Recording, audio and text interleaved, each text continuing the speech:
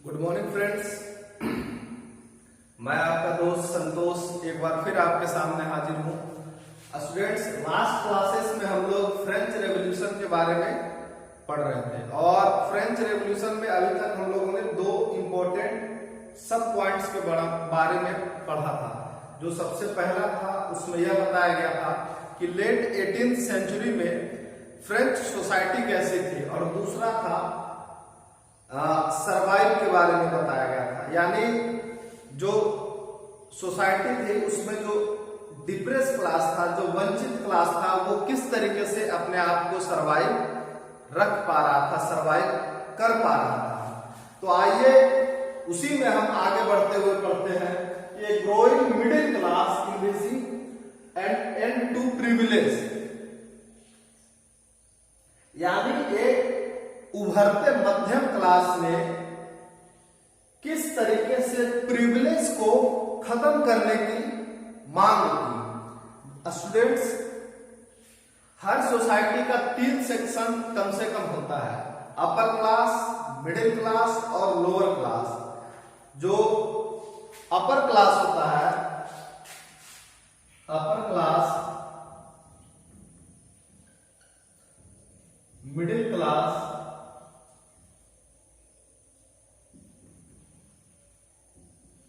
और lower class.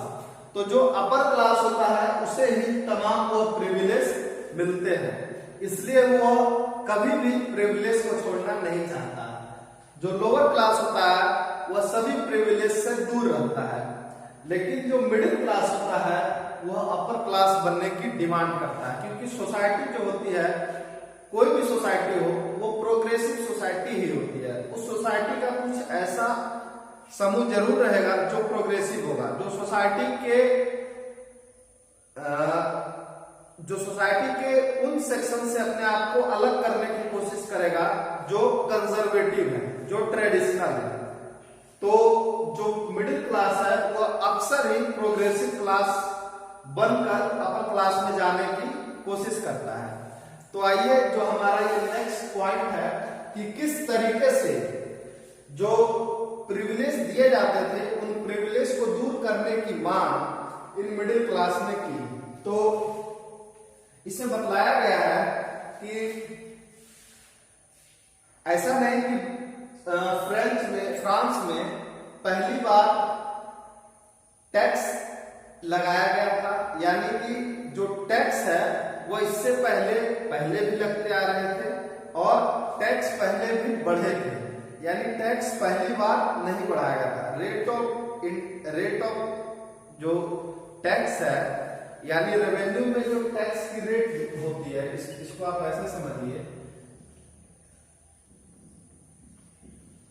Revenue में जो रेट होती है टैक्स की, वो क्या की गई, इंक्रीज की गई। तो जब यह इंक्रीज की गई तो लोगों ने इसका क्या किया, प्रोटेस्ट किया। तो ऐसा नहीं है कि जो वहां के पीजेंट्स हैं या जो लेबरर्स हैं वह पहली बार प्रोटेस्ट कर रहे हैं, लेकिन इस बार उनके प्रोटेस्ट करने की सबसे अच्छी खबर यह है कि उनके साथ एक क्या है, रिसोर्सेस के साथ क्या है, उनके साथ कुछ प्रोग्राम्स हैं। यानी वो कई तरह के अन्य संसाधनों से पूर्ण है। उनको उन संसाधनों को कौन प्रोवाइड करा रहा है, ये मिडिल क्लास करा रहा है। और इनके इस मूवमेंट को दिशा देने का काम, एक डायरेक्शन देने का काम कौन कर रहा है, यही मिडिल क्लास कर रहा है। तो ये मिडिल क्लास इमर्ज कैसे होता है, ये मिडिल क्लास कब इमर्ज हुआ, कब इस मिडिल क्लास ने अपने आप को ऐसा फील किया कि मुझे जो अपर सेक्शन को मिलने वाला प्रिविलेज है उस प्रिविलेज को दूर किया जाए। तो देखिए क्या होता है कि 18th सेंचुरी में फ्रांस में एक मिडिल क्लास डेवलप करता है। 18th सेंचुरी में फ्रांस में एक मिडिल क्लास डेवलप करता है। और ये डेवलप कैसे करता है, देखिए इंडस्ट्रियलाइजेशन,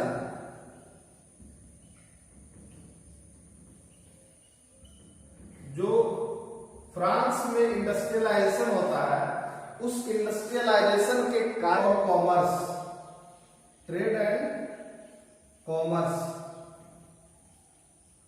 ट्रेड एंड कॉमर्स काफी बढ़ जाता है। तो इसी इंडस्ट्रियलाइजेशन में सोसाइटी का एक ऐसा भी ग्रुप है जो ट्रेड का काम कर रहा है, और वो ट्रेड कैसा है, फॉरेन ट्रेड है।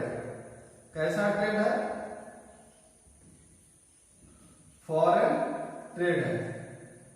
तो फॉरेन ट्रेड किसके साथ कर रहा है, वो यूरोपियन जो अदर कंट्रीज हैं या फिर एशिया के साथ। तो उसे एशिया से तो कोई आइडियोलॉजी नहीं मिल पाएगी, क्योंकि एशिया इस टाइम तक ब्रिटिश एंड अन्य यूरोपियन कंट्रीज की कॉलोनी है। तो यहाँ के जो ट्रेडर्स हैं उनका फॉरेन ट्रेड होता है यूरोपियन कंट्रीज के साथ या फिर यूएसए के साथ। तो इस फॉरेन ट्रेड से, और यह फॉरेन ट्रेड किस चीजों को होता था, यह कॉटन का होता था, कॉटन एंड वुलन, इन दो चीजों का फॉरेन ट्रेड होता था। अर्थात होता क्या है कि जो फॉरेन ट्रेड यानी जो विदेशी व्यापार होता था, और यह विदेशी व्यापार नेविगेशन के द्वारा होता था, यानी उस टाइम जल परिवहन जिसको वाटरवेज कहा जाता है, उसी के द्वारा ये फॉरेन ट्रेड होता था। और फॉरेन ट्रेड किसका किसका होता था, कॉटन का होता था और वुलन का होता था।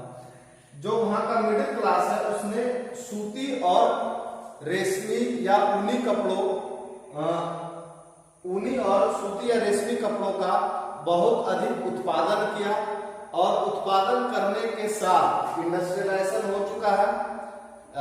उत्पादन करने के साथ इनको इन प्रोडक्ट्स को बेचकर उन्होंने बहुत ही अधिक पैसे कमाए। पैसे कमाने के साथ जो इनका फॉरेन ट्रेड यूएस और अदर यूरोपियन कंट्रीज के साथ हुआ, तो वहां की जो आइडियोलॉजी है उस आइडियोलॉजी से ये लोग परिचित हुए, उस आइडियोलॉजी से ये लोग परिचित हुए।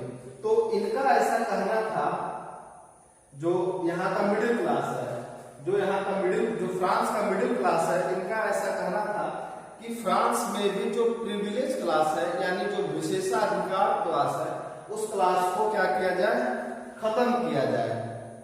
ऐसा इन लोगों का मानना था। तो जो फ्रांस का मिडिल क्लास है उसमें कौन कौन से लोग थे, सिविल सर्वेंट्स थे, सिविल सर्वेंट्स थे, लॉयर्स थे और ऑफिशियल्स थे। तो इनका ऐसा कहना था कि सोसाइटी का जो डिविजन्स है, इसके अलावा और भी ऐसे ग्रुप्स थे जो पढ़ा लिखा ग्रुप था, या ये जो ग्रुप्स है ये पढ़े लिखे हैं। इनका ऐसा मानना था कि सोसाइटी का जो डिवीजन है वह किसके आधार पर होना चाहिए, क्वालिटी के आधार पर होना चाहिए। यानी सोसाइटी का डिवीजन योग्यता के आधार पर होना चाहिए, ना कि प्रिविलेज के आधार पर होना चाहिए। मतलब कि ये एक ऐसे समाज का निर्माण करना चाहते हैं जहां व्यक्ति अपनी योग्यता के बदौलत लोअर क्लास से अपर क्लास में और लोअर क्लास से मिडिल क्लास में पहुंच सकता है, या मिडिल क्लास अपर क्लास में पहुंच सकता है। तो होता क्या है कि जब इनका फॉरेन ट्रेड होता है तो ये कुछ आइडियोलॉजी से, नई नई आइडियोलॉजी से परिचित होते हैं। जैसे क्या है, लिबर्टी, इक्वल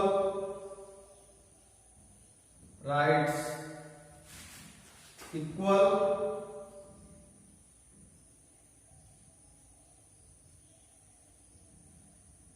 अपॉर्चुनिटीज। यानी जो फ्रांस है या फ्रांस में जो ट्रेडर्स है, या इसी टाइम पीरियड में फ्रांस में एक नया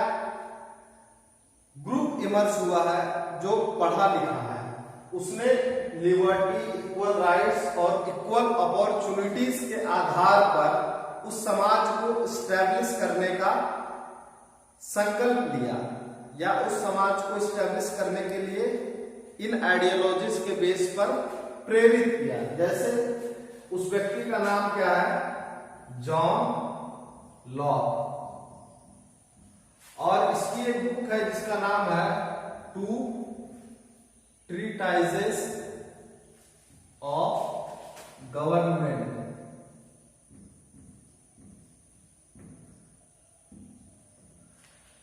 अपने इस बुक में जॉन लॉक ने, जिस बुक का नाम है two treatises of government, divine theory,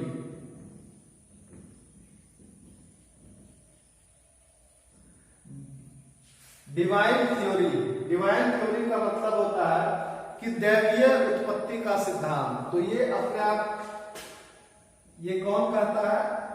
ये वहां के जो किंग्स हैं, जो वहां के राजा हैं, वो अपने आप को क्या कहते हैं कि मैं इस पृथ्वी पर ईश्वर का भेजा गया अवतार हूं, यानी मैं तुम लोगों के बीच से नहीं आया हूं। मैं जो राजा बना हूं वो तुम लोगों ने नहीं बनाया है, वह मेरा डिवाइन थ्योरी है, डिवाइन राइट्स है, दैवीय उत्पत्ति है। और इन राजाओं का जो डिक्टेटरशिप होता था, जो उनकी निरंकुशता होती थी, जो उनकी तानाशाही होती थी, उन तानाशाही के खिलाफ जॉन लॉक ने टू ट्रीटीज ऑफ गवर्नमेंट नामक अपनी बुक में इसका विरोध किया।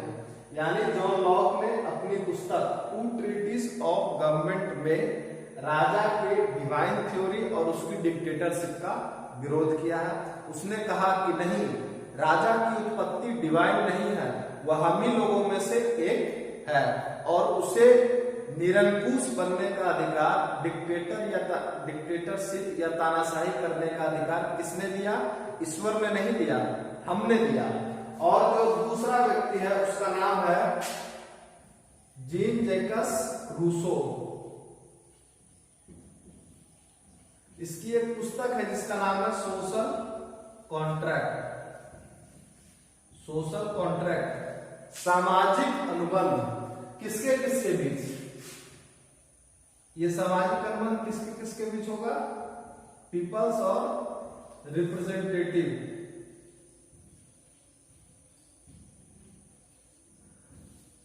तो जेन जैकस रूसो जो है वह फ्रांस का एक बहुत बड़ा आइडियोलॉजिस्ट है। किसी हिस्टोरियन ने कहा है कि अगर रूसो नहीं होता तो फ्रांस की क्रांति भी नहीं होती। यानी फ्रांस की क्रांति के पीछे जो पूरी आइडियोलॉजिकल चेंज फ्रांस में किसने क्रिएट किया? रूसो ने किया, जेन जैकस रूसो ने किया। और इसकी एक पुस्तक है जिसका नाम है सोशल कॉन्ट्रैक्ट, यानी सामाजिक अनुबंध। इस पुस्तक की पहली जो लाइन है वही एक आइडियोलॉजिकल चेंज के रूप में सोसाइटी में आई कि रूसो कहता है मनुष्य स्वतंत्र पैदा होता है लेकिन वह बंधनों में जकड़ा होता है। इस सोशल कॉन्ट्रैक्ट की उस बुक की पहली लाइन है कि मनुष्य स्वतंत्र पैदा होता है लेकिन वह सामाजिक बंधनों में जकड़ा रहता है। इसका रूसो का एक स्लोगन है कि प्रकृति की ओर लौटो। क्या है? प्रकृति की ओर लौटो।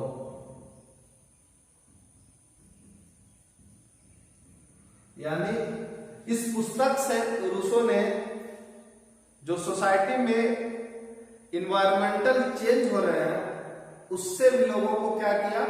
सचेत किया, जागरूक किया। तो देखिए जो रूसो की बुक है सोशल कॉन्ट्रैक्ट, तो इस सोशल कॉन्ट्रैक्ट में किसके किसके बीच कॉन्ट्रैक्ट की बात रूसो कर रहा है?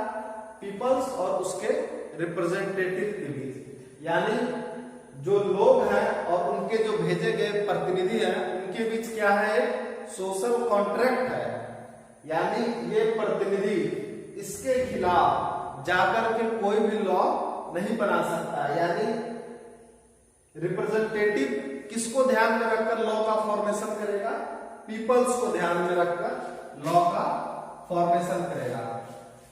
और जो तीसरा व्यक्ति है उसका सॉरी स्टूडेंट्स, पहला तो जॉन लॉक है, दूसरा है रूसो और तीसरा है मॉन्टेस्क्यू।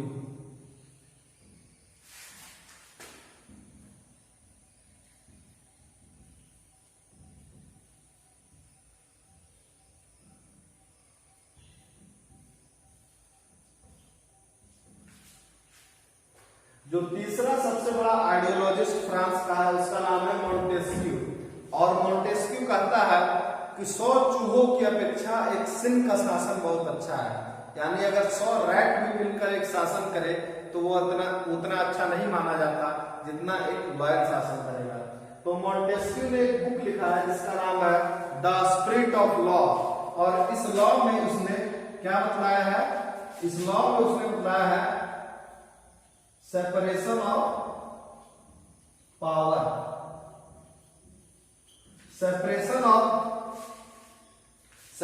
ऑफ पावर यानी शक्ति के पृथक्करण का सिद्धांत। यानी पावर जो है एक जगह सेंट्रलाइज नहीं हो रही है, पावर क्या होनी चाहिए, डिसेंट्रलाइज होनी चाहिए। यानी जो लेजिस्लेटिव है, जो एग्जीक्यूटिव है, जो जुडिशरी है, वो क्या होनी चाहिए, उसके 3 भाग होने चाहिए, 3 अलग अलग सेक्शंस होने चाहिए, लेजिस्लेटिव, एग्जीक्यूटिव और जुडिशियरी के। देखिए मैंने आपको बताया था कि जो फ्रेंच रेवोल्यूशन है वो लुई 16 के टाइम पीरियड में हो रहा है। तो इसी लुई 16 का एक ग्रैंडफादर है जिसका नाम है लुई 14। और लुई 14 का एक स्टेटमेंट है आई एम द स्टेट। यानी क्या, लुई 14 कहता है कि आई एम द स्टेट, मैं ही राज्य हूं। मेरे द्वारा जो स्टेटमेंट दिया जाता है वो राज्य द्वारा बनाए गए कानून है। तो यहाँ क्या हो रहा है, यहाँ सेंट्रलाइजेशन ऑफ पावर हो रहा है। लेकिन मॉन्टेस्क्यू ने जो अपनी बुक लिखी द स्पिरिट ऑफ लॉज, उसमें क्या हो रहा है, यहाँ सेपरेशन ऑफ पावर हो रहा है, यानी डिसेंट्रलाइजेशन ऑफ पावर हो रहा है। यहाँ लेजिस्लेटिव अलग है, एग्जीक्यूटिव अलग है, जुडिशियरी अलग है, तीनों एक दूसरे को क्या कर रहे हैं, चेक एंड बैलेंस कर रहे हैं। तो Louis 14 I am the state, जो ये स्टेटमेंट है, इस स्टेटमेंट के ये पूरी तरीके से क्या है, अपोजिट है। इस स्टेटमेंट का ये क्या कर रहा है, अपोज कर रहा है। तो इस तरीके से आपने देखा कि जॉन लॉक, जेन जेकस रूसो, मॉन्टेस्क्यू, इन सभी लोगों ने अपनी आइडियोलॉजी के द्वारा फ्रांस को एक नया फ्रांस बनाने की कोशिश की। और इस नए फ्रांस को बनाने की कोशिश में उन्होंने जो 1776 अमेरिकी क्रांति या अमेरिकन रेवोल्यूशन है, उसकी जो फंडामेंटल राइट्स